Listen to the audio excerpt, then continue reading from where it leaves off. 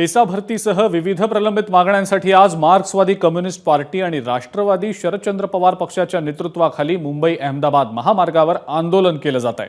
पालघरच्या चारोटी इथं आंदोलकांनी राष्ट्रीय महामार्ग हा रोखून धरलेला आहे। गेल्या काही काळ आंदोलकांनी हा महामार्ग रोखून धरलाय। या रास्ता रोकोमुळे मुंबई अहमदाबाद राष्ट्रीय महामार्गावर मोठी वाहतूक कोंडी झालेली आहे। महामार्गाच्या दोन्ही बाजूला 7 ते 8 किलोमीटरपेक्षाही लांब वाहनांच्या रांगा लागलेल्या आहेत।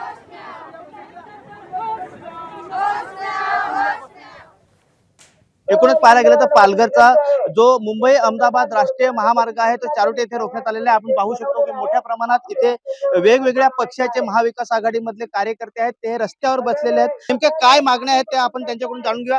काय सांगाल, काय नेमक्या मागण्या आहेत, कशासाठी हा रस्ता रोको करण्यात आला? पेशा भरती संदर्भामध्ये महाराष्ट्र राज्यातून जी मुलं नाशिक येथे बसलेली आहेत, 1 ऑगस्ट पासून बसले आहेत, अजूनही सरकारने दखल घेतलेली नाही। म्हणून नाशिकच्या आंदोलनामध्ये असं घोषणा देण्यात आली की संपूर्ण राज्यामध्ये आंदोलन होणार आहे।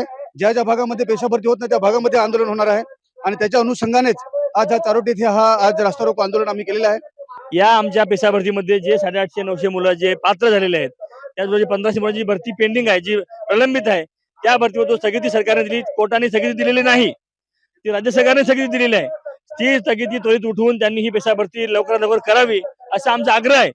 तो आग्रह सरकार मागच्या 2 महिन्यापासून त्याला हाताळा भासत आहे आणि म्हणून आम्ही आज हा आंदोलनाचा मार्ग स्वीकारलेला आहे। जर इथे कोणी शासकीय वरिष्ठ अधिकारी आला नाही आणि आम्हाला इथे त्याचं काहीतरी आश्वासन दिलं नाही तोपर्यंत आम्ही इथून उठणार नाही असा इशारा आता आहे आमदारांनी आणि ह्या सर्व आंदोलकांनी दिलाय। संतोष पाटील, एबीपी माझा, पालघर। एबीपी माझा, उघडा डोळे बघा नीट।